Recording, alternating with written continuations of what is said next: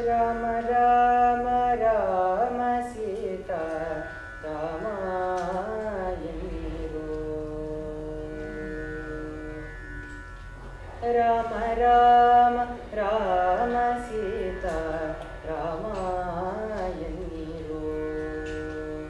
ರಾಮ ರಾಮ ರಾಮ ಸೀತಾ ರಾಮ ಎನ್ನಿರೋ. ಅಮರವತಿ ದಿವ್ಯನಾಮ ಅಮರವತಿ ದಿವ್ಯನಾಮ ಅಂದು ಒದಗದೋ. ಓ ರಾಮ ರಾಮ ರಾಮ ಸೀತಾ ರಾಮ ಎನ್ನಿರೋ.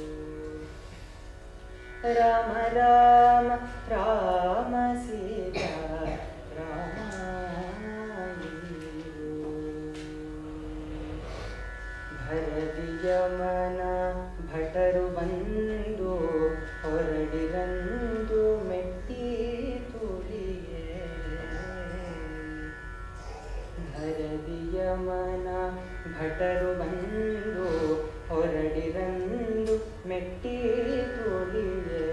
ಭರದಿಯಮನ ಭಟರು ಬಂದು ಹೊರಡಿರಂದು ಮೆಟ್ಟಿ ತುಳಿಯೇ.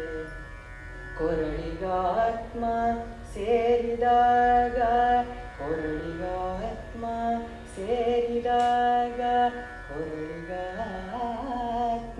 ಸೇರಿದಾಗ ಹರಿಯ ನಾಮ ಒದಗದೋ.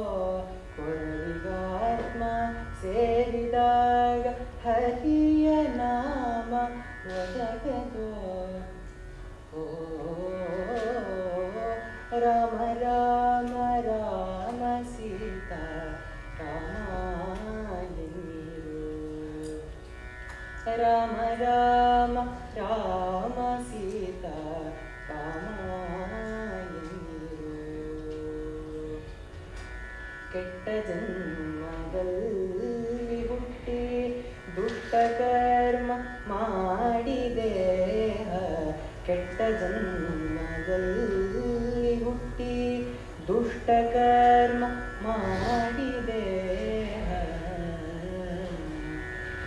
ಕೆಟ್ಟ ಜನ್ಮದಲ್ಲಿ ಹುಟ್ಟಿ ದುಷ್ಟ ಕರ್ಮ ಮಾಡಿದೆ. ಬಿಟ್ಟು ಹೋಗುವಾಗ ಪುರಂದರ ವಿಠಲನ ನಾಮ ಒದಗದೋ. ಕೆಟ್ಟ ಜನ್ಮದಲ್ಲಿ ಹುಟ್ಟಿ ದುಷ್ಟ ಕರ್ಮ ಮಾಡಿದೆ. ಬಿಟ್ಟು ಹೋಗುವಾಗ ಪುರಂದರ ವಿಠಲನ ನಾಮ ಒದಗದೋ. ಬಿಟ್ಟು ಹೋಗುವಾಗ ಪುರಂದರ ವಿಠಲನ ನಾಮ ಒದಗದೋ. ರಾಮ ರಾಮ ರಾಮ ಸೀತಾ ರಾಮ ಎನ್ನಿರೋ. ರಾಮ ರಾಮ ರಾಮ ಸೀತಾ ರಾಮ ಎನ್ನಿರೋ. ಅಮರವತಿಯ ದಿವ್ಯನಾಮ ಅಮರವತಿಯ ದಿವ್ಯನಾಮ ಇಂದು ಒದಗದೋ. ಓ ರಾಮ ರಾಮ ರಾಮ ಸೀತಾ ರಾಮ ಎನ್ನಿರೋ. ರಾಮ ರಾಮ ರಾಮ ಸೀತಾ ರಾಮ ಎನ್ನಿರೋ. ರಾಮ ಎನ್ನಿರೋ. ರಾಮ ಎನ್ನಿರೋ.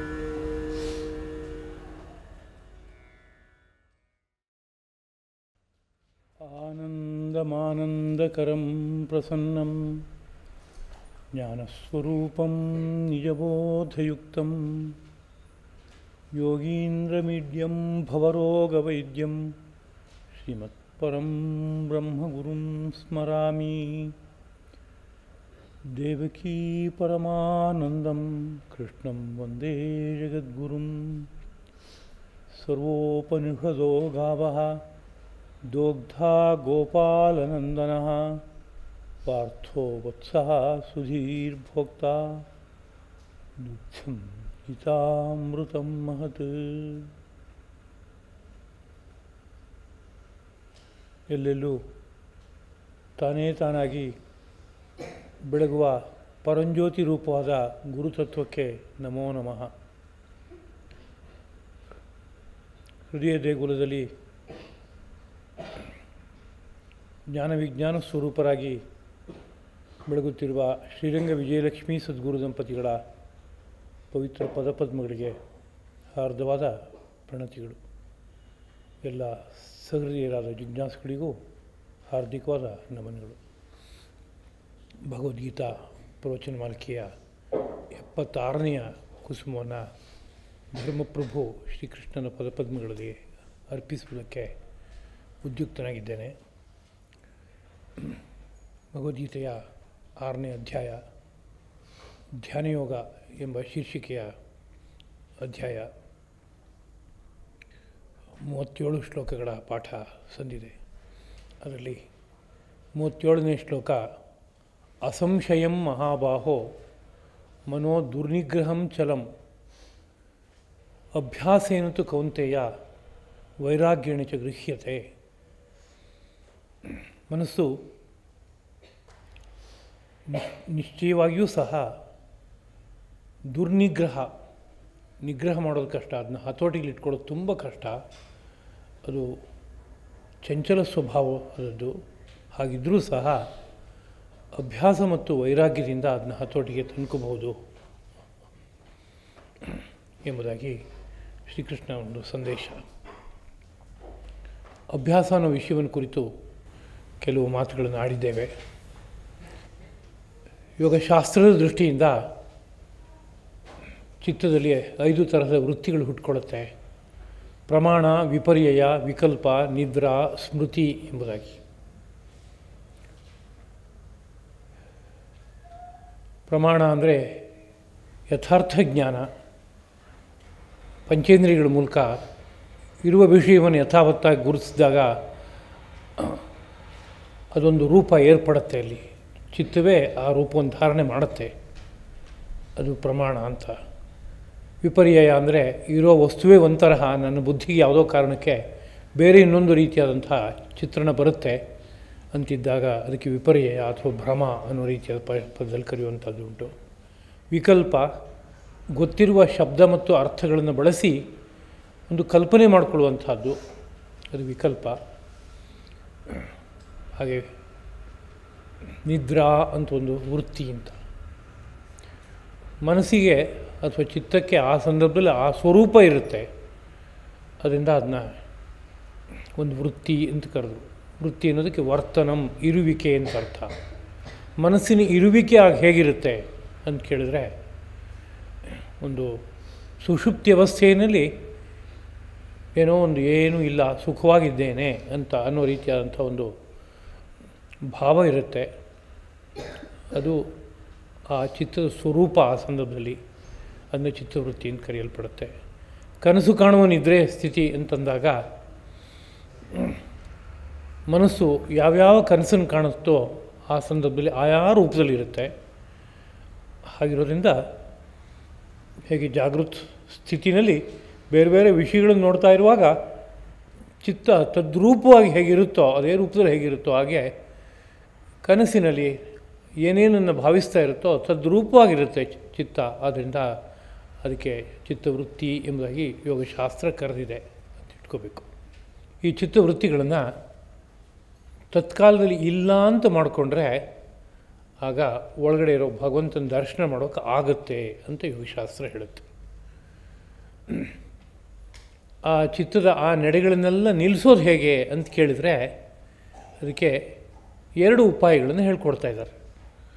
ಒಂದು ಅಭ್ಯಾಸ ಮಾಡು ಅದಕ್ಕಾಗಿ ಅಂತ ಒಂದು, ಇನ್ನೊಂದು ವೈರಾಗ್ಯವನ್ನು ಬೆಳೆಸ್ಕೋ ಜೀವನದಲ್ಲಿ ಅಂತ.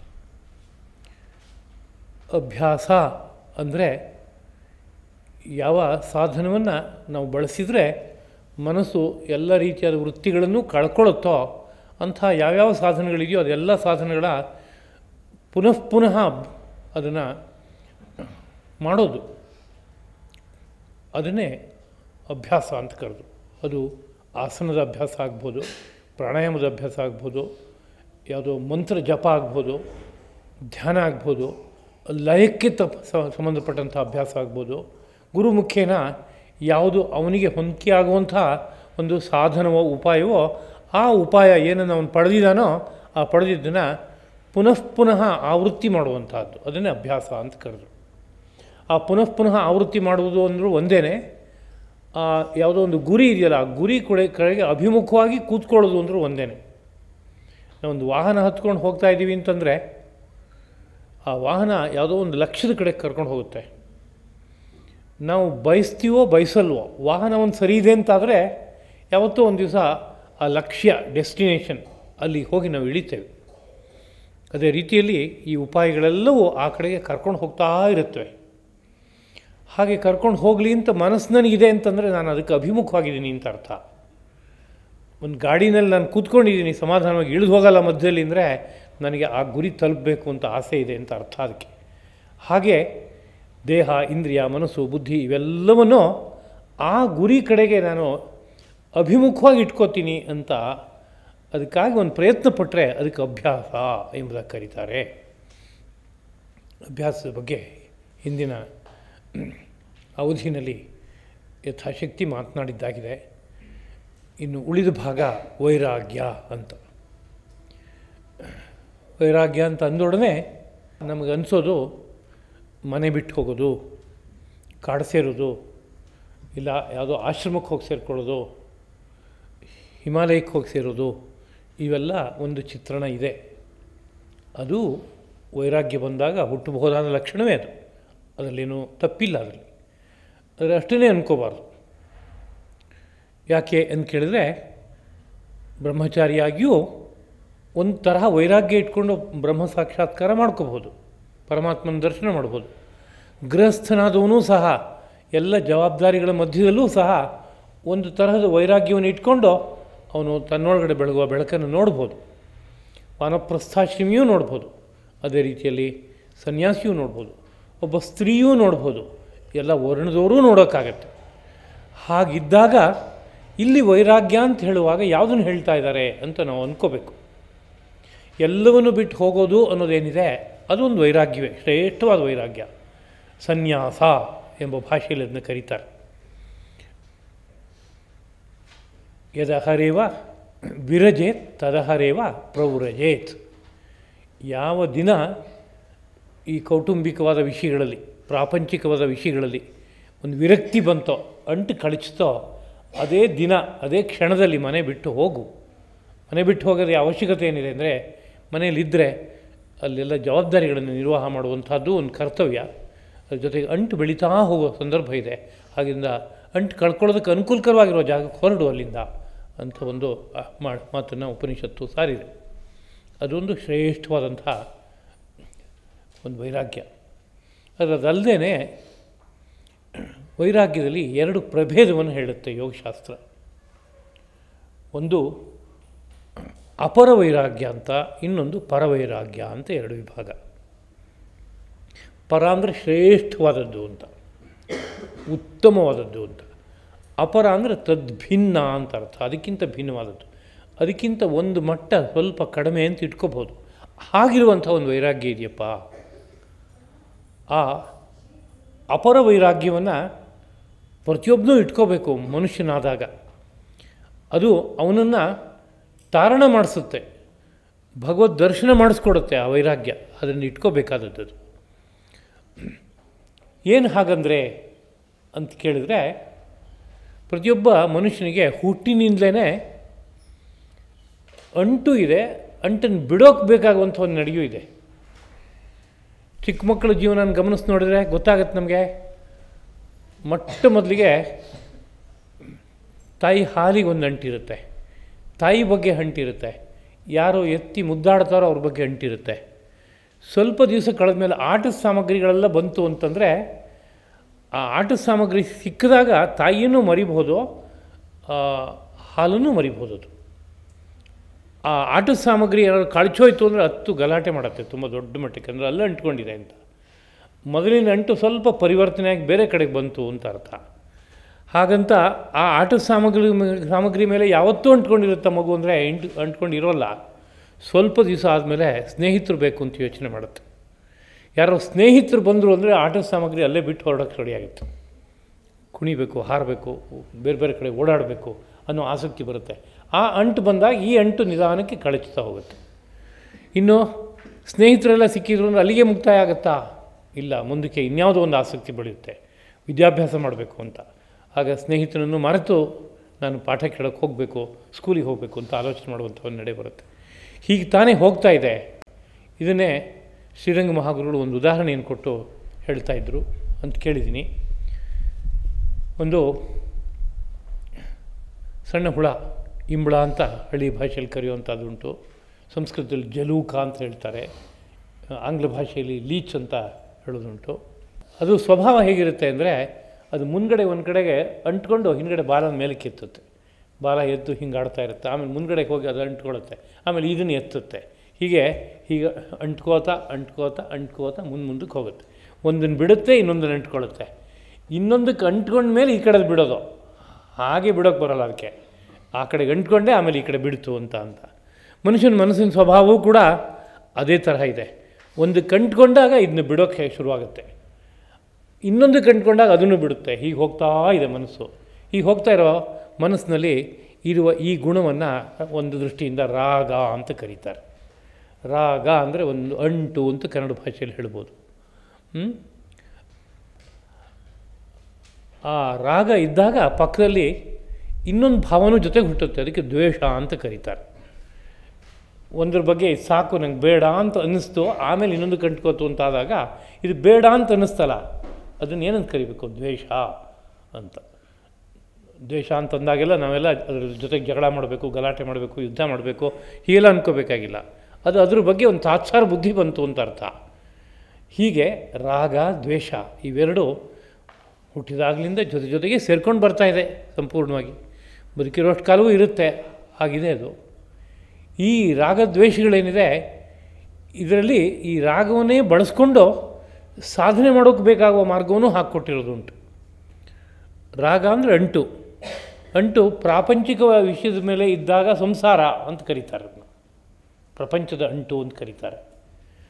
ಅದನ್ನೇ ಅಂಟಿನ ಸ್ವಭಾವ ಅಂತಿದೆಯಲ್ಲ, ಅದನ್ನೇ ತಿರುಗಿಸಿ ಒಬ್ಬ ಗುರುವಿನ ಬಗ್ಗೆ ಅಂಟ್ಕೊಳ್ಳೋಕ್ಕೆ ಅಭ್ಯಾಸ ಮಾಡಿದ್ರೆ, ಹಾಗೆ ಯಾರೋ ಒಬ್ಬ ದೇವರ ಬಗ್ಗೆ, ಕೃಷ್ಣನ ಬಗ್ಗೆ, ರಾಮನ ಬಗ್ಗೆ ಅಂಟ್ಕೊಳ್ಳೋದಕ್ಕೆ ಬೇಕಾಗುವಂಥ ಹೆಜ್ಜೆ ಬೆಳೀತಾ ಬಂದರೆ ಆಗ ಅದಕ್ಕೆ ಭಕ್ತಿ ಅಂತ ಹೆಸರು ಬರುತ್ತೆ. ರಾಗವೇ ಅನುರಾಗವೇ ಮೋಕ್ಷದ ಕಡೆಗೆ ಕರ್ಕೊಂಡು ಹೋಗೋ ತರಹ ಸಾಧನದ ಬಗ್ಗೆ ಬೆಳೆದಾಗ ಗುರು ಮೋಕ್ಷದ ಕಡೆ ಕರ್ಕೊಂಡು ಹೋಗಿ ನಿಲ್ಲಿಸ್ತಾನೆ. ರಾಮನೋ ಕೃಷ್ಣನೋ ಮಹಾಪುರುಷರು, ಅವತಾರ ಪುರುಷರು, ಅವ್ರನ್ನ ಭಾವಿಸ್ತಾ ಅಲ್ಲಿಗೆ ತುಂಬ ಅಂಟ್ಕೊಂಡೇ ಬಿಟ್ಟರೆ ಮನಸ್ಸು ಕ್ರಮವಾಗಿ ಅಂಟಿಲ್ಲದೆ ಯಾವುದೋ ಒಂದು ಅನುಭವಕ್ಕೆ ಹೋಗಿಬಿಡ್ತಾರೆ, ಭಗವಂತನ ದರ್ಶನ ಮಾಡ್ತಾರೆ. ಹೀಗೆಲ್ಲ ಇರೋದ್ರಿಂದ ಆ ಅಂಟನ್ನು ಒಂದು ದೃಷ್ಟಿಯಿಂದ ಸಾಧನೆಗೆ ಬೇಕಾಗುವಂತೆ ಪರಿಷ್ಕಾರ ಮಾಡ್ಕೊಂಡು ಬಳಸ್ಕೊಳ್ಳುವಂಥದ್ದು ಉಂಟು. ಅದಕ್ಕೆ ಭಕ್ತಿ ಅನ್ನೋ ಪದಾನ ಕರೀತಾರೆ. ಇದಲ್ಲದೆ ಈ ಪ್ರಪಂಚದಲ್ಲೇ ಇದ್ದು ಬೇರೆ ಬೇರೆ ರೀತಿಯಾದಂಥ ವಿಷಯಗಳ ಜೊತೆಗೆ ತುಂಬ ಅಂಟಿದೆಯಲ್ಲ, ಅಂಟನ್ನು ಬಿಡೋಕ್ಕಾಗಿ ಪ್ರಯತ್ನ ಪಟ್ಟರೆ ಆಗತ್ಯೇ ಅಂತ ಒಂದು ಪ್ರಶ್ನೆ. ನಮ್ಮ ನಡೆಯನ್ನೇ ನೋಡಿದಾಗ ನಾನು ಆಗಲೇ ಹೇಳಿದ ಹಾಗೆ ಒಂದು ಕಂಟ್ಕೊಂಡು ಇನ್ನೊಂದು ಬಿಡೋದು ಅನ್ನೋದು ಅಭ್ಯಾಸ ಇದೆ ನಮ್ಮಲ್ಲಿ, ದಿನನಿತ್ಯದಲ್ಲಿದೆ. ಚಿಕ್ಕ ಮಕ್ಕಳಲ್ಲಿ ಮಾತ್ರ ಅಲ್ಲ, ನಮ್ಮ ಜೀವನವನ್ನೇ ಪರಿಶೀಲನೆ ಮಾಡಿ ನೋಡಿದ್ರೆ ಯಾವುದೋ ಒಂದು ವಯಸ್ಸಿನಲ್ಲಿ ಕ್ರಿಕೆಟ್ ಮ್ಯಾಚ್ ಬಗ್ಗೆ ತುಂಬ ಆಸಕ್ತಿ ಇದೆ ಅಂತಂದರೆ ಎಲ್ಲ ಮರೆತು ಕ್ರಿಕೆಟ್ ಮ್ಯಾಚ್ ನೋಡ್ತಾ ಕೂತ್ಕೋತಾರೆ ಮಕ್ಕಳು. ಹಾಗೆ ನೋಡ್ತಾ ಕೂತ್ಕೊಂಡಾಗ ಬೇರೆ ಪ್ರಪಂಚದ ಪರಿವೇನೇ ಇರಲ್ಲ, ಎಲ್ಲ ಬೇರೆ ಬೇರೆ ಅಂಟುಗಳಷ್ಟು ತತ್ಕಾಲದಲ್ಲಿ ಇಲ್ಲ ಅನ್ನೋ ಸ್ಥಿತಿ ಬಂದುಬಿಡುತ್ತೆ.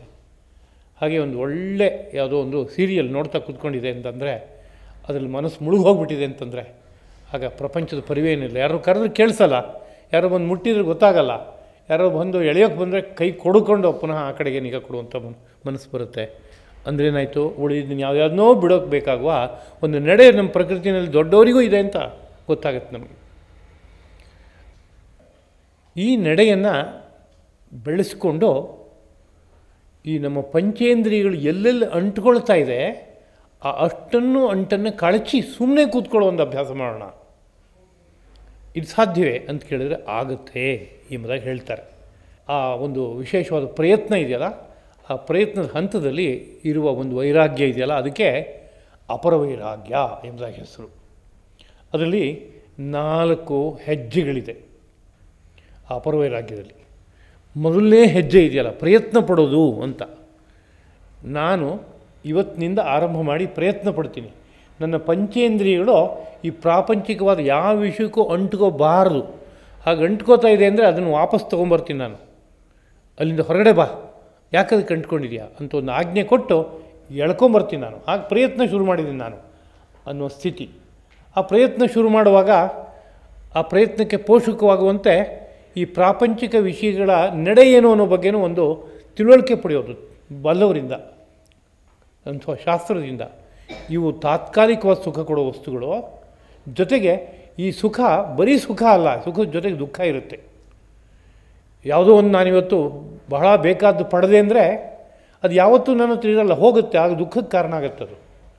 ಇವತ್ತು ಯಾವುದೋ ಒಂದು ಪಡೆದೆ, ಆಹಾರ ವಸ್ತು ತುಂಬ ಚೆನ್ನಾಗಿದೆ, ಇಷ್ಟಪಟ್ಟೆ, ಅದ್ರ ಪ್ರಮಾಣತಃ ಜಾಸ್ತಿ ಬಳಸಿದೆ ಅಂದರೆ ದುಃಖಕ್ಕೆ ಕಾರಣ ಆಗುತ್ತೆ. ಇಲ್ಲ, ಪ್ರಮಾಣತಃ ಬಳಸಬೇಕು ಅಂತ ಮನಸ್ಸಿತ್ತು, ಚೂರೇ ಚೂರು ಸಿಕ್ತು ಅಂದರೆ ಅಲ್ಲೂ ಪುನಃ ದುಃಖ ಶುರುವಾಗುತ್ತೆ. ಹೀಗೆ ಗಮನಿಸ್ತಾ ಹೋದಾಗ ಈ ಪ್ರಾಪಂಚಿಕವಾದ ಎಲ್ಲ ವಿಷಯದಲ್ಲೂ ಒಂದು ಚೂರು ಸುಖ ಇದೆ. ಅದು ಯಾವತ್ತಾವತ್ತೂ ಇರೋ ಸುಖವೇ ಅಂದರೆ ಅದು ಇಲ್ಲ. ಅದು ಜೊತೆಗೆ ಪಕ್ಕದಲ್ಲೇ ಇನ್ನೊಂದು ದುಃಖನೂ ಇದೆ. ಅದನ್ನೇ ದುಃಖ ಸಂಭಿನ್ನವಾದ ಸುಖ, ದುಃಖದಿಂದ ಮಿಶ್ರವಾದ ಸುಖ ಇದು.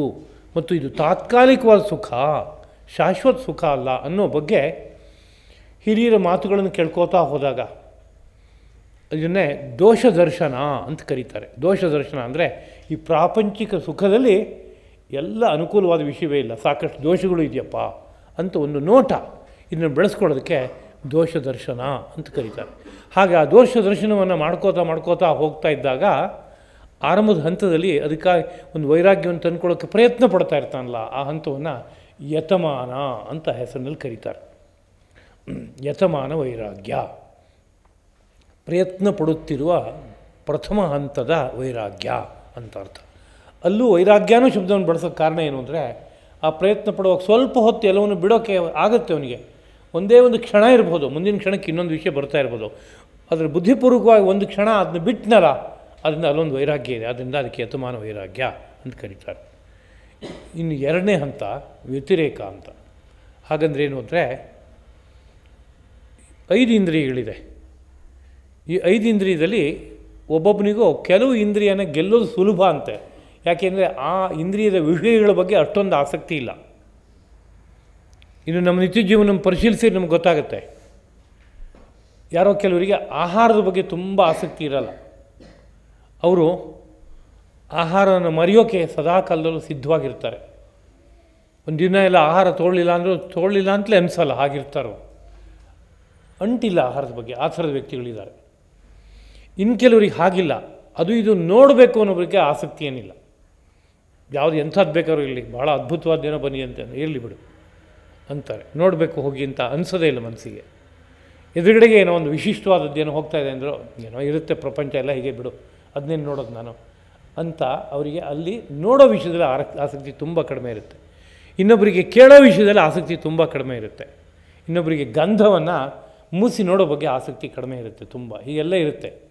ಹೀಗೆಲ್ಲ ಇದ್ದಾಗ ಯಾವ ಇಂದ್ರಿಯದಲ್ಲಿ ನನಗೆ ಹತೋಟಿ ಬೇಗ ಸಿಕ್ಬೋದು ಆ ಇಂದ್ರಿಯನ ಮೊದಲು ಪೂರ್ಣ ಹತೋಟಿಗೆ ತೊಗೊಳಕ್ಕೆ ಪ್ರಯತ್ನ ಪಡೋದು. ಅಂದರೆ ಎದುರುಗಡೆಗೆ ವಿಷಯ ಇರ್ಬೋದು, ಆದರೆ ನಾನು ಮಾತ್ರ ಅದನ್ನು ಆಸ್ವಾದನೆ ಮಾಡೋಕ್ಕೆ ಹೋಗಲ್ಲ, ನನ್ನ ಇಂದ್ರಿಯಗಳನ್ನ ಆ ಕಡೆ ಕಳಿಸಲ್ಲ. ಅದು ಎದುರುಗಡೆ ಇದ್ದರೂ ಕೂಡ ನಾನು ಮಾತ್ರ ನನ್ನ ಮನಸ್ಸನ್ನು ಹಿಂದಕ್ಕೆ ತೊಗೋತೀನಿ ಅಂತ ಒಂದು ಪ್ರಯತ್ನ ಪಟ್ಟು ಅದರಲ್ಲಿ ಒಂದು ಯಶಸ್ಸನ್ನು ಸಂಪಾದನೆ ಮಾಡೋದು, ಸಿದ್ಧಿಯನ್ನು ಪಡೆಯೋದು. ನಾನು ಕಣ್ಣನ್ನು ಸಂಪೂರ್ಣವಾಗಿ ಹತೋಟಿಗೆ ಇಟ್ಕೊಳ್ಬಲ್ಲೆ ಅಂದರೆ ತಾತ್ಪರ್ಯ, ಕಣ್ಣೆದುರಿಗೆ ಏನು ಬೇಕಾದ್ರೂ ಭವ್ಯವಾದದ್ದು ಇರ್ಬೋದು, ದೊಡ್ಡ ಅರ್ಥ ನಡೀತಾ ಇರ್ಬೋದು, ನಾಟಕ ನಡೀತಾ ಇರ್ಬೋದು, ಭವ್ಯವಾದ ವಸ್ತುಗಳ ಪ್ರದರ್ಶನ ಇರ್ಬೋದು, ಅತ್ಯಂತ ಆತ್ಮೀಯರು ಬಂದು ಹೋಗಿ ಮಾಡ್ತಾ ಇರ್ಬೋದು. ಕಣ್ಣು ಬಿಟ್ಟೆ ನಾನು, ಆದರೂ ನನ್ನ ಮನಸ್ಸು ಮಾತ್ರ ವಿಚಲಿತವೇ ಆಗೋಲ್ಲ.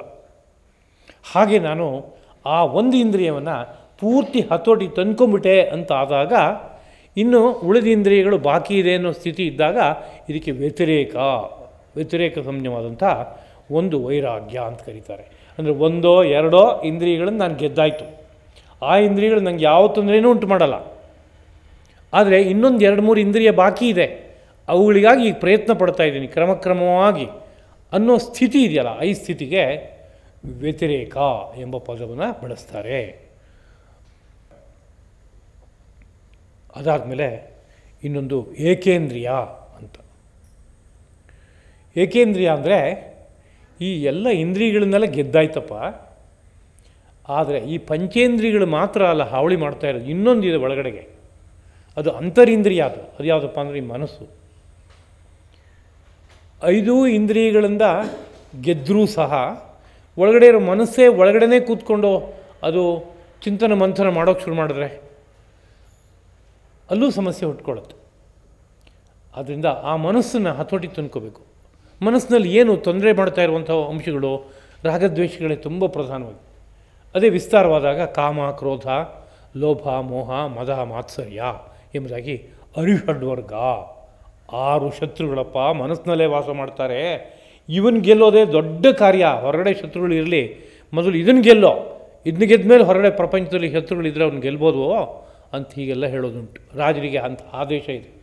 ಏನಪ್ಪ ಅಂದರೆ ನೀನು ಮೊಟ್ಟ ಮೊದಲು ಯಾವ ಶತ್ರುವನ್ನು ಗೆಲ್ಲಬೇಕಾಗಿದೆ ಅಂದರೆ ಹೊರ ಶತ್ರುವನ್ನಲ್ಲಪ್ಪ, ಅಂತಃಶತ್ರುವನ್ನು, ಈ ಕಾಮಕ್ರೋಧ ಲೋಭ ಮೋಹ ಮದ ಮಾತ್ಸರ್ಯ ಎಂಬ 6 ಶತ್ರುಗಳನ್ನು ಗೆಲ್ಲಬೇಕು. ಅದಕ್ಕೆ ಪೂರ್ವದಲ್ಲಿ ಪಂಚೇಂದ್ರಿಯಗಳನ್ನು ಗೆಲ್ಲಬೇಕು. ಅದರಿಂದ ಸರ್ವಂ ಹಿ ಶಾಸ್ತ್ರಂ ಇಂದ್ರಿಯ ಜಯ, ಅರ್ಥಶಾಸ್ತ್ರ ಹೇಳೋ ಮಾತು. ಎಲ್ಲ ಶಾಸ್ತ್ರಗಳು ಸಾರಿಷ್ಠವಾಗಿ ಹೇಳುವಂಥ ಅಂಶ ಏನು ಅಂತ ಕೇಳಿದರೆ ಇಂದ್ರಿಯಗಳನ್ನು ಗೆಲ್ಲು. ಇಂದ್ರಿಯಗಳನ್ನು ಗೆಲ್ಲು ಅಂದರೆ ಪಂಚೇಂದ್ರಿಯಗಳನ್ನು ಗೆಲ್ಲು, ಅದ್ರ ಹಿಂದ್ಗಡೆ ಇರೋ ಮನಸ್ಸನ್ನೂ ಗೆಲ್ಲು ಅಂತ ಅರ್ಥ. ಎಲ್ಲ ಶಾಸ್ತ್ರಗಳ ಸಾರ ಅಷ್ಟೇ ಅಂತ. ಈ ಇಂದ್ರಿಯಗಳನ್ನು ಗೆಲ್ಲದೆ ಹೋದರೆ ಈ ಶಾಸ್ತ್ರ ಏನೇನೋ ಹೇಳುತ್ತಲ್ಲ, ಪರಬ್ರಹ್ಮ ಅಂತ ಒಂದಿದೆ, ದೇವತೆಗಳು ಅಂತಿದ್ದಾರೆ, ಅದರಿಂದ ಮೋಕ್ಷವನ್ನು ಪಡೆಯೋಕ್ಕಾಗತ್ತೆ.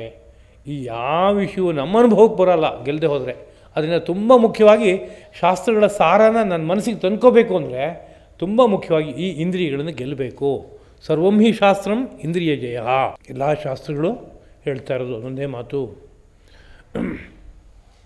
ಸ ಏವ ಸರ್ವಶಾಸ್ತ್ರಜ್ಞ ಯಸ್ಯ ಶಾಂತಂ ಮನಸ್ಸದಾ. ಇನ್ನೊಂದು ಮಾತು, ಯಾರು ನಿಜವಾದ ಶಾಸ್ತ್ರಜ್ಞ ಅಂದರೆ ತುಂಬ ಪುಸ್ತಕ ಓದಿದಾನ್ರಿ, ಯಾವ ವಾಕ್ಯ ಕೇಳಿದ್ರೆ ಎಷ್ಟೊತ್ತಿಗೆ ಬೇಕಾದ್ರೂ ಹೇಳ್ತಾನೆ.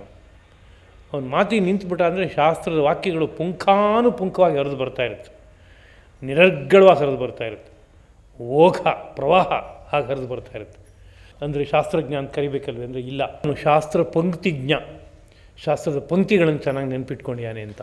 ಶಾಸ್ತ್ರಜ್ಞ ಅಂದರೆ ಶಾಸ್ತ್ರ ಏನು ಹೇಳ್ತಾ ಇದೆ ಅದು ಸಾರ ಮನಸ್ಸಿಗೆ ತಂದುಕೊಂಡು ಅದರಂತೆ ಬದುಕು ಸಾಗಿಸ್ತಾ ಇದ್ದರೆ ಅವನು ಶಾಸ್ತ್ರಜ್ಞ. ಹಾಗೆ ಶಾಸ್ತ್ರಜ್ಞನಾದರೆ ಅವನು ಹೇಗಿರ್ತಾನೆ ಅಂತ ಕೇಳಿದ್ರೆ, ಸ ಏವ ಸರ್ವಶಾಸ್ತ್ರಜ್ಞ ಯಸ್ಯ ಶಾಂತಂ ಮನಸ್ಸದಾ.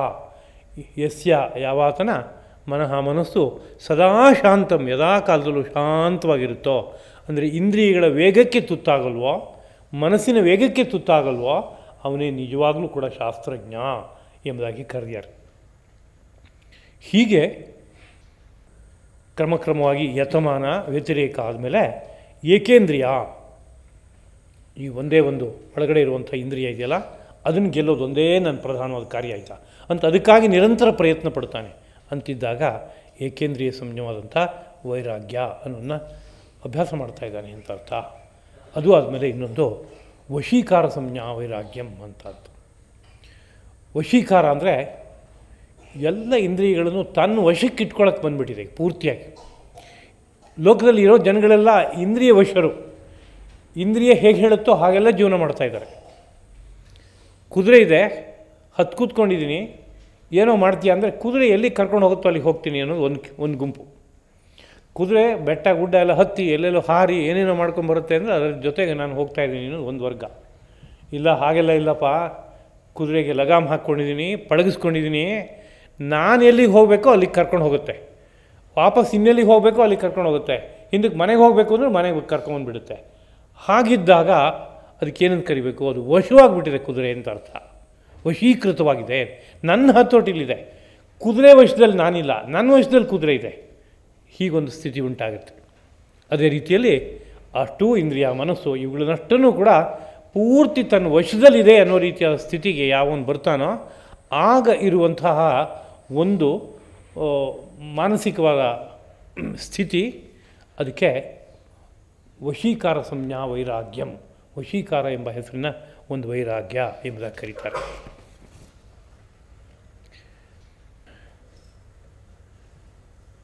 ಇಂಥ ವೈರಾಗ್ಯ ಏನಿದೆ ಅದು ಬೆಳೆದಾಗ ಒಳಗಡೆ ಅನೇಕ ಅನುಭವಗಳಿಗೆ ಸಾಗೋಕ್ಕೆ ಸಾಧ್ಯವಾಗುತ್ತೆ. ದೇವತಾ ದರ್ಶನನೆಲ್ಲ ಮಾಡೋಕ್ಕಾಗುತ್ತೆ.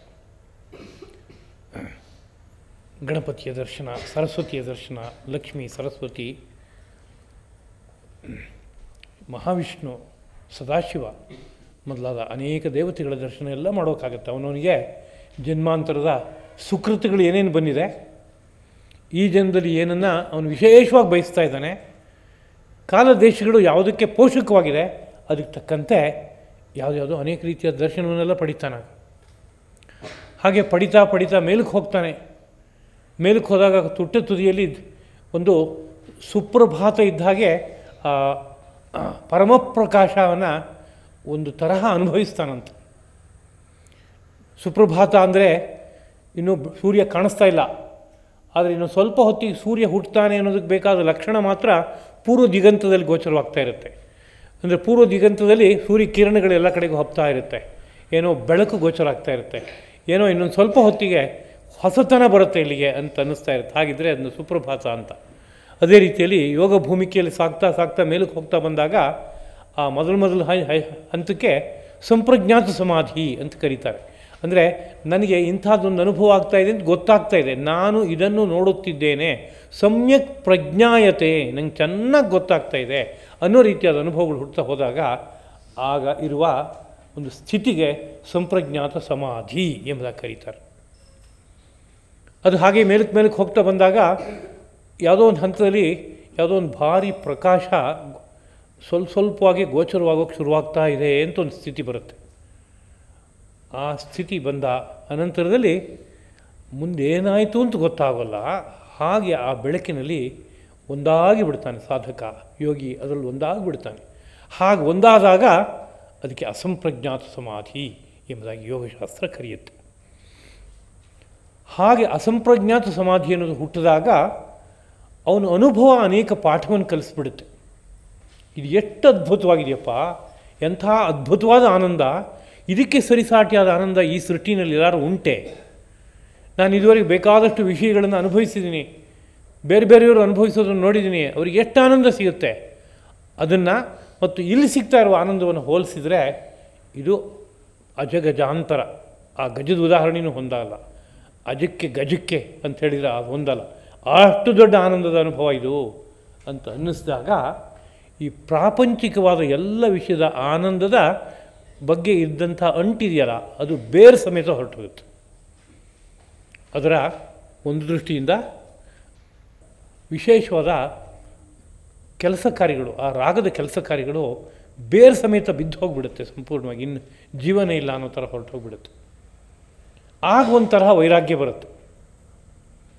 ಆ ವೈರಾಗ್ಯ ಈ ಅಪರ ವೈರಾಗ್ಯಕ್ಕಿಂತ ಅತ್ಯಂತ ಶ್ರೇಷ್ಠವಾದದ್ದು. ಅದು ಏನದು ಅಂತ ಕೇಳಿದರೆ ಅದನ್ನು ಯೋಗಸೂತ್ರ ತತ್ಪರಂ ಪುರುಷಖ್ಯಾತೆ ಗುಣವೈತೃಷ್ಣ್ಯಂ ಎಂಬ ಮಾತಿನಲ್ಲಿ ಹೇಳ್ತಾ ಇದ್ದಾರೆ. ತತ್ಪರಂ ಅಂದರೆ ಅದು ಪರವೈರಾಗ್ಯಪ್ಪ. ಯಾವುದು ಪರವೈರಾಗ್ಯ ಅಂದರೆ ಪುರುಷಖ್ಯಾತೆ, ನಿನಗೆ ಒಳಗಡೆ ಇರೋ ಪರಮಪುರುಷ ಅವನು ನಿನಗೆ ಅನುಭವಕ್ಕೆ ಸಿಕ್ಕಿದಾಗ, ಖ್ಯಾತಿ ಅಂದರೆ ದರ್ಶನ ಆಗೋದು, ಅದು ಬುದ್ಧಿಗೆ ಬರೋದು, ಇವೆಲ್ಲ ಅರ್ಥ ಇದೆ. ಬೆಳಗೋದು ಅಂತ ಅರ್ಥ. ಅದು ನಿನ್ನ ಬುದ್ಧಿನಲ್ಲಿ ಬೆಳೆದಾಗ, ನಿನ್ನ ಬುದ್ಧಿ ಅದರಲ್ಲಿ ಒಂದುಗೂಡಿದಾಗ ಕೊನೆಗೆ ಪರಿಣಾಮವಾಗಿ ಒಂದು ತ್ರಿಗುಣಮಯವಾದ ಪ್ರಪಂಚದ ಬಗ್ಗೆ ಪೂರ್ತಿ ಒಂದು ವೈರಾಗ್ಯ ಬರುತ್ತೆ. ತ್ರಿಗುಣಮಯವಾದ ಪ್ರಪಂಚದ ಬಗ್ಗೆ ಅಂತಂದಾಗ ಕೇವಲ ಹೊರಗಡೆ ಇರೋ ಕೆಲವು ಪದಾರ್ಥಗಳ ಬಗ್ಗೆ ಮಾತ್ರ ಅಲ್ಲ. ನಾನು ಸ್ವರ್ಗ ಸುಖ ಅನುಭವಿಸಬೇಕು ಅಂತ ಒಬ್ಬನಿಗೆ ಆಸೆ ಇರ್ಬೋದು. ಆ ಸ್ವರ್ಗವಾದರೂ ಏನದು? ತ್ರಿಗುಣಮಯವಾದ ಪ್ರಪಂಚವೇ ಅದು ಕೂಡ. ಸಪ್ತ ಊರ್ಧ್ವಲೋಕಗಳು ಅಂತ ಹೇಳಿದರೆ ಅದು ಸಂಪೂರ್ಣವಾಗಿ ತ್ರಿಗುಣಮಯವಾದದ್ದು. ಸಪ್ತ ಅಧೋಲೋಕಗಳು ಅಂದರೆ ಅದು ಕೂಡ ತ್ರಿಗುಣಮಯವಾದದ್ದೇ. ಅಲ್ಲೆಲ್ಲ ತ್ರಿಗುಣ ಪ್ರಪಂಚವೇ. ಅಲ್ಲಿ ಸಿಕ್ಕೋ ಸುಖ ಎಲ್ಲವೂ ತತ್ಕಾಲ ಸುಖವೇ. ಅದು ಎಷ್ಟೋ ವರ್ಷ ಸಿಗ್ಬೋದು, 100 ವರ್ಷ ಸಿಗ್ಬೋದು, 1000 ವರ್ಷ ಸಿಗ್ಬೋದು, ಆದರೂ ತತ್ಕಾಲದ್ದೇ, ಆಮೇಲೆ ಬಿಟ್ಟು ಬರಬೇಕಾಗತ್ತೆ. ಕ್ಷೀಣೆ ಪುಣ್ಯ ಮರ್ತ್ಯಲೋಕಂ ವಿಶಂತಿ. ಸ್ವರ್ಗಕ್ಕೆ ಹೋದ, ಎಷ್ಟು ಪುಣ್ಯ ಸಂಪಾದನೆ ಮಾಡ್ಕೊಂಡು ಹೋಗಿದ್ನೋ ಆ ಗಂಟು ಕಳಚೋ ತನಕ ಅಲ್ಲಿರ್ಬೋದು. ಆ ಗಂಟು ಕಳಚಿದ ಕೂಡಲೇ ಅಲ್ಲಿಂದ ಕೆಳಗಡೆ ಇಳಿದು ಬರಲೇಬೇಕು. ಅಲ್ಲಿ ನಿಯಮ ಹಾಗೆ. ಪುಣ್ಯವಂತರು ಮಾತ್ರ ಅನುಭವಿಸುವ ಲೋಕಪ್ಪ, ನೀನು ಪುಣ್ಯ ಎಷ್ಟು ಮಾಡಿದ್ಯೋ ಅದು ಮುಗೀತೀಗ, ಅದರಿಂದ ಮುಂದಿನ ಕ್ಷಣಕ್ಕೆ ನೀನು ಭೂಲೋಕಕ್ಕೆ ಇಳಿಲೇಬೇಕು ಅಂತ ಅಲ್ಲಿಂದ ಕಳಿಸ್ಬಿಡ್ತಾರೆ. ಅದ್ರ ಜೊತೆಗೆ ಹಾಗೆ ಅದು ಸ್ವರ್ಗಾನೋ ಸುಖ ಅನ್ನೋ ವಿಷಯ ಇದ್ದರೂ ಕೂಡ ಅಲ್ಲೂ ಏನಾದ್ರು ಅಪರಾಧ ನಡೆದರೆ ಶಿಕ್ಷೆ ಉಂಟು. ಸ್ವರ್ಗದ ಕಥೆಯನ್ನು ಅನೇಕ ಸಂದರ್ಭದಲ್ಲಿ ಕೇಳ್ತೀವಿ. ದೇವಾದಿ ದೇವತೆಗಳ ಕಥೆಯನ್ನೇ ಕೇಳುವಾಗಲೂ ಅಲ್ಲೂ ಕೂಡ ಏನೋ ಒಂದು ಅಪರಾಧ, ಒಂದು ಶಾಪ, ಒಂದು ಅನುಗ್ರಹ, ಶಿಕ್ಷೆ ಹೀಗೆಲ್ಲ ಇದೆ ಅಲ್ಲೂ ಕೂಡ. ಅದರಿಂದ ಅಲ್ಲೂ ದುಃಖದ ಮಿಶ್ರಣ ಇದೆ ಒಂದನೇರದಲ್ಲಿ.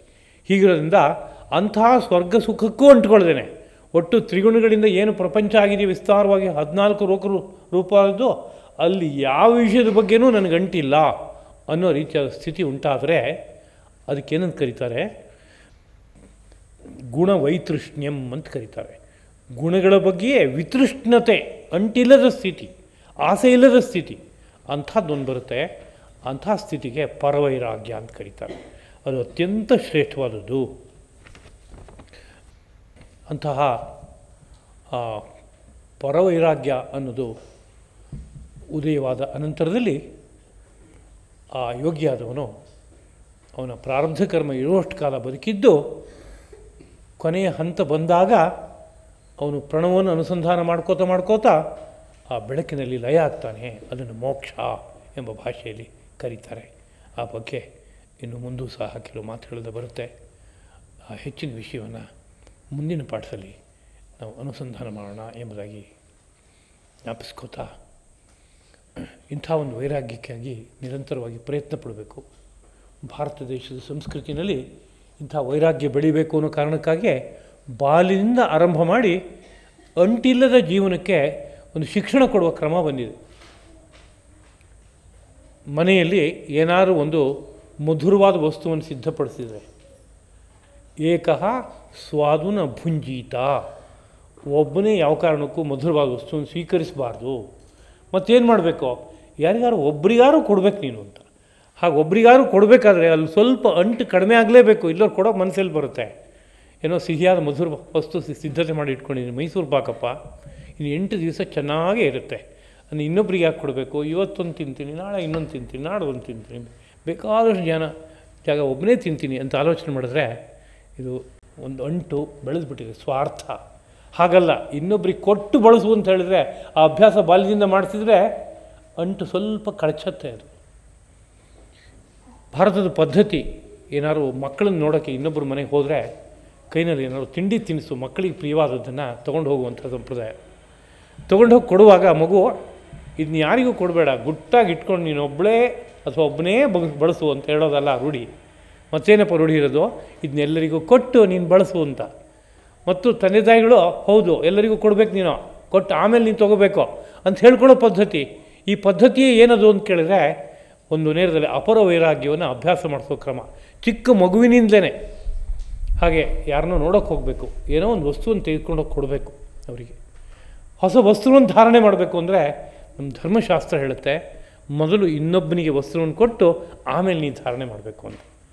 ಹೀಗೆ ಯೋಚನೆ ಮಾಡಿಬಿಟ್ರೆ ಇವತ್ತು ಭಾಳ ಕಷ್ಟ ಅಂತ ಅನ್ನಿಸ್ತಾ ಇದೆಯೇನೋ. ಏಕೆಂದರೆ ನನಗೆ 12 ಸೆಟ್ ಬಟ್ಟೆ ಇರೋದು ಅಷ್ಟೇ. 12 ಸೆಟ್ ಬಟ್ಟೆ ನಾನು ಧರಿಸ್ಬೇಕಾದ್ರೂ 12 ಜನಕ್ಕೆ ದಾನ ಕೊಡಬೇಕು ಅಂದರೆ ಖರ್ಚು ಎಷ್ಟಾಗುತ್ತೆ ಅಂತ ಯೋಚನೆ ಮಾಡೋ ಕಾಲ. 12 ಸೆಟ್ಟು ಅನ್ನೋದು ತುಂಬ ಕಡಿಮೆನೇನೋ. ಸೀರೆ ಲೆಕ್ಕಕ್ಕೆ ಹೋದರೆ ಇದೆಲ್ಲ ಲೆಕ್ಕವೇ ಅಲ್ಲ.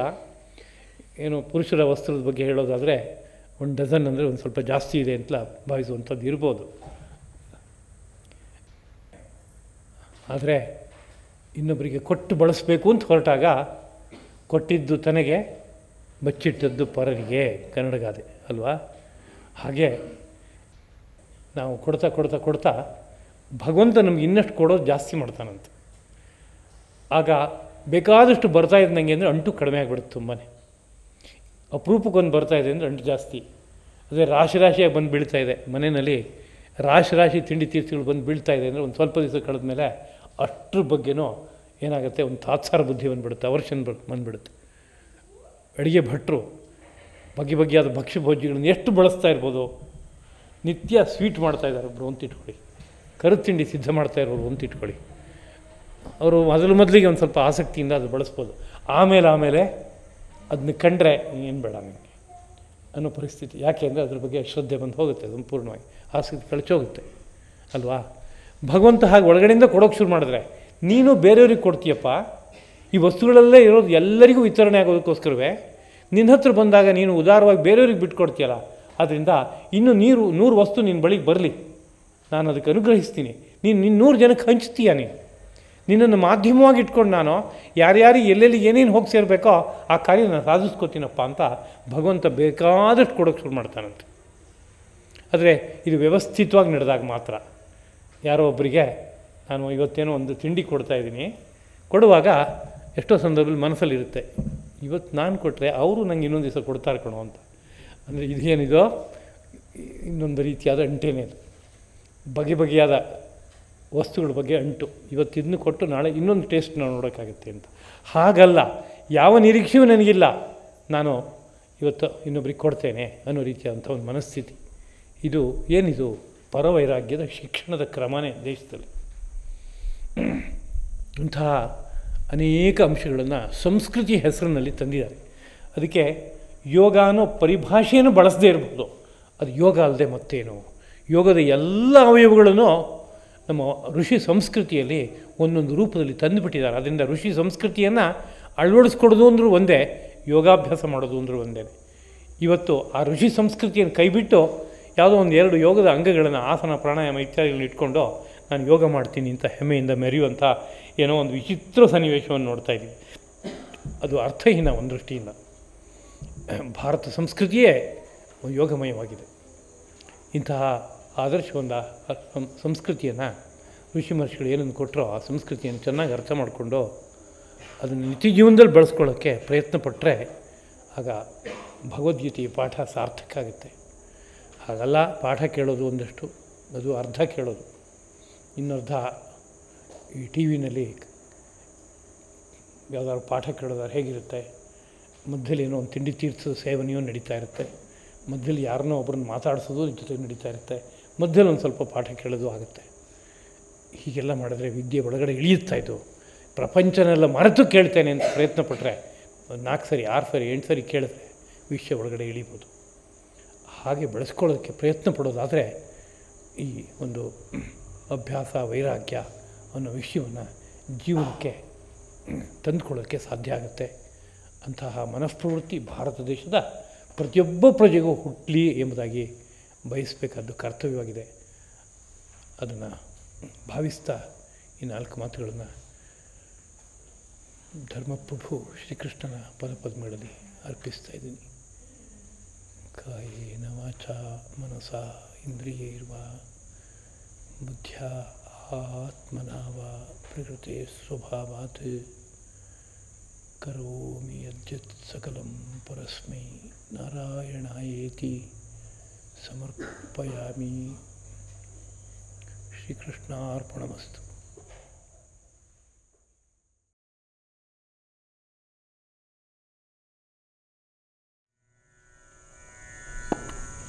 ಸುಮ್ಮನೆ ದೊರಕುವುದೇ ಸುಮ್ಮನೆ ದೊರಕುವುದೇ ಶ್ರೀರಾಮನ ದಿವ್ಯ ಸುಮ್ಮನೆ ದೊರಕುವುದೇ ಶ್ರೀರಾಮನ ದಿವ್ಯ ಸುಮ್ಮನೆ ದೊರಕುವುದೇ ಶ್ರೀರಾಮನ ದಿವ್ಯ ಜನ್ಮ ಜನ್ಮಾಂತರದ ದುಷ್ಕರ್ಮ ಹೋದವಗಲ್ಲದೆ ಜನ್ಮ ಜನ್ಮಾಂತರದ ದುಷ್ಕರ್ಮ ಹೋದವಗಲ್ಲದೆ ಸುಮ್ಮನೆ ದೊರಕುವುದೇ ಶ್ರೀರಾಮನ ದಿವ್ಯ ಸುಮ್ಮನೆ ದೊರಕುವುದೇ ಕಂದು ಪಿತನ ಮೂರ್ತಿ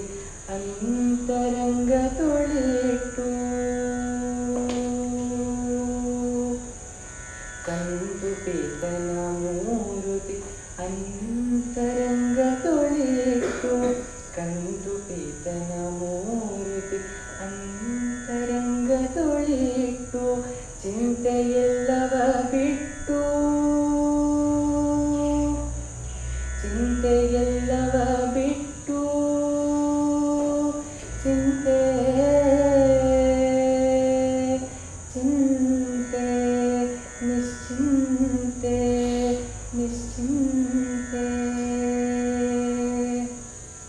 ಚಿಂತೆಯೆಲ್ಲವ ಬಿಟ್ಟು ನಿಶ್ಚಿಂತರಾದವಗಲ್ಲದೆ ಚಿಂತೆಯೆಲ್ಲವ ಬಿಟ್ಟು ನಿಶ್ಚಿಂತರಾದವಗಲ್ಲದೆ ಚಿಂತೆಯೆಲ್ಲವ ಬಿಟ್ಟು ನಿಶ್ಚಿಂತರಾದವಗಲ್ಲದೆ ಸುಮ್ಮನೆ ದೊರಕುವುದೇ ಶ್ರೀರಾಮನ ದಿವ್ಯನಾಮ ಸುಮ್ಮನೆ ದೊರಕುವುದೇ